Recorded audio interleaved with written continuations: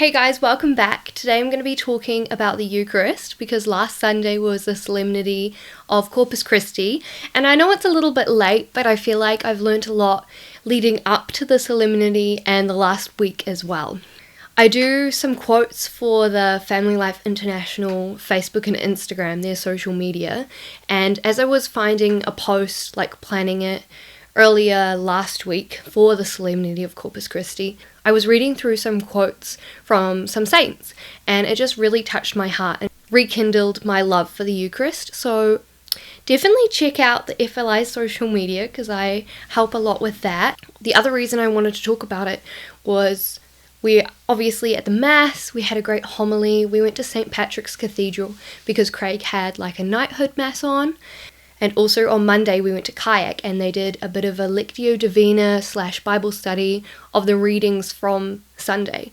And I thought that was just really cool, and getting to hear everyone's different perspectives and the ways that God was speaking to them through those readings was just really cool. So I thought it would be a nice topic to talk about. As Catholics, we know that the Eucharist is truly the body, blood, soul, and divinity of Jesus Christ. And if you're coming to this video and you're not too sure about that, or you want some apologetics, I'm not going to be going into that, but I'll try find a video that explains it a bit better, or if you're a bit unsure, hopefully I can find one and it will be in the description below. I just thought I would share some of my memories of the Eucharist and some moments that I've had where I felt really close to God in that way.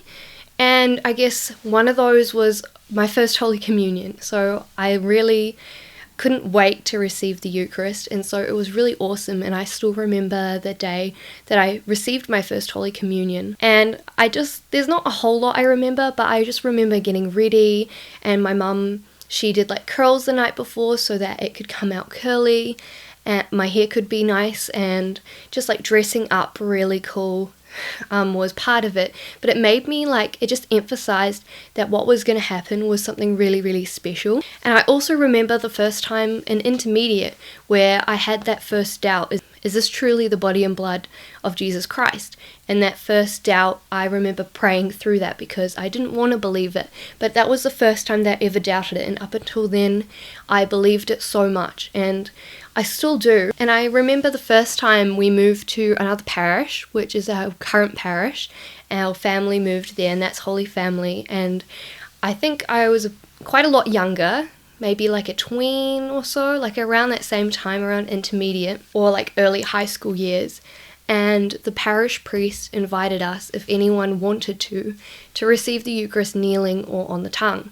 And that was very new at least for me. And so I didn't do it at first. I think it might have taken me a few weeks or even a month or so, I can't quite remember. But I remember that day, the Sunday that I did decide to receive the Eucharist kneeling and on the tongue, it felt like my first Holy Communion. I felt so close to God, and there was just something about kneeling to receive the Eucharist that made me feel again, something special is happening. And even though I've been talking a lot about feelings towards how good it feels receiving the Eucharist, sometimes we don't have those feelings. In fact, majority of the time, we don't always feel those strong emotions. But that doesn't mean it's not real, and that isn't the body and blood, soul and divinity of Jesus Christ.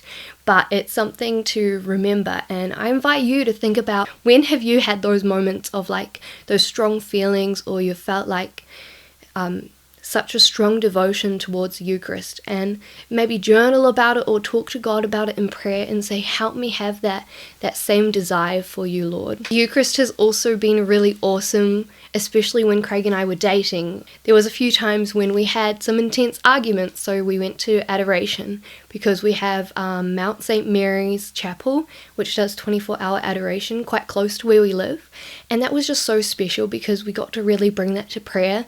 And that's often where we went when we were discerning those times where we thought maybe we weren't right for each other, maybe we should break up, or how do we solve this situation. And so it was just really awesome to be able to go directly to God in the Eucharist, it's so special. And so I invite you, if you do have 24-hour adoration near you, or whenever an event comes up that has adoration, definitely make time for it because it is so special. And even one year for New Year's Eve, I think. Yeah, after midnight we went to that same place for adoration, and I just thought that was so cool, being able to devote the new year to God, but also thank him for the year that had been. So that was really awesome, and you know, it's not that crazy to do, so if you have a New Year's party, why not consider doing that as well? And even though it sucks to talk about, I think it's important we remember not to take the Eucharist for granted, especially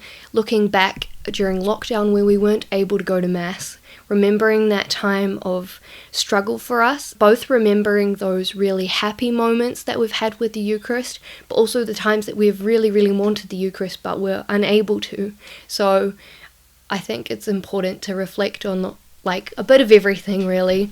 And so I just hope you enjoyed hearing a bit of my experiences and my devotion and love for Holy Communion, because it really is at the heart of our Catholic faith and the heart of everything that I'm talking about with relationships and friendships and everything. The most important friendship and relationship is with God.